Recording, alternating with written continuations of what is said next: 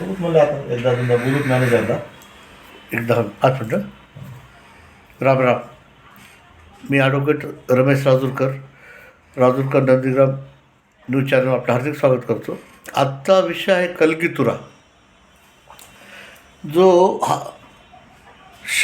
गृहमंत्री शहा आणि शरद पवार यांच्यामध्ये झालेल्या डायलॉगबाजीचा. शरद पवार हे महाराष्ट्राचे ज्येष्ठ नेते आहेत, पण त्यांनी जे शब्द गृहमंत्र्यासाठी वापरले ते योग्य नाहीत. त्यांनी सांगितलं की तडीपार गृहमंत्री म्हणून. अशा प्रकारच्या शब्दामुळं ही गोष्ट आता लांबणार. कारण गृहमंत्रीनं जे बोलले शरद पवार, तर ते सत्य बोलले. 1978ला दगाबाजी झाली ती आत्तापर्यंत कायम होती ना. सोनिया गांधीच्या पाठीमध्ये खंजीर खुपसला होता पंतप्रधान होऊ नये म्हणून.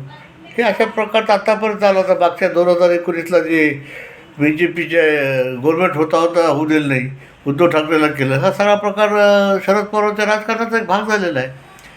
आता यामध्ये महत्त्वाचा प्रश्न असा आला की बोरा कमिटीचा रिपोर्ट हा जनतेसमोर काय येत नाही आहे. बोरा कमिटीच्या रिपोर्टमध्ये महाराष्ट्रातल्या बऱ्याच राजकारणी लोकांचे ज्या टोळ्या आहेत, दाऊद गँग वगैरे, अशा लोकांशी त्यांचे संबंध आहेत, अशा प्रकारचा तो अहवाल आहे.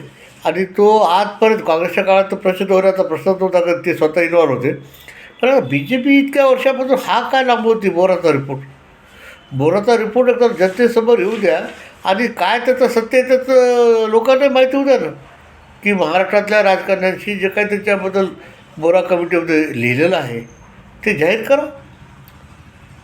म्हणजे त्या नेत्यांनाही कळेल आणि जनतेलाही कळेल ना. किती तर तुम्ही लपवून ठेवणार आहात.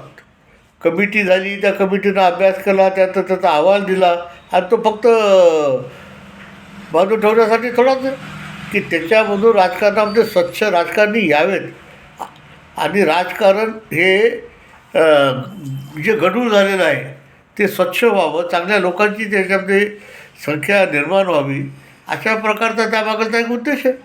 आज जी वस्तुस्थिती होती ती त्यांनी मांडलेली बोरा कमिटीमध्ये.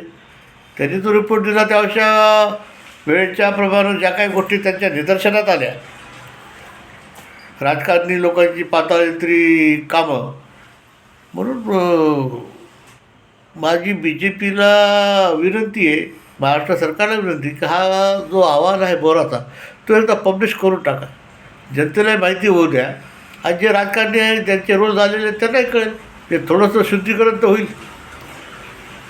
आपण आपलं मत कॉमेंट बॉक्समध्ये द्या. जय श्रीराम.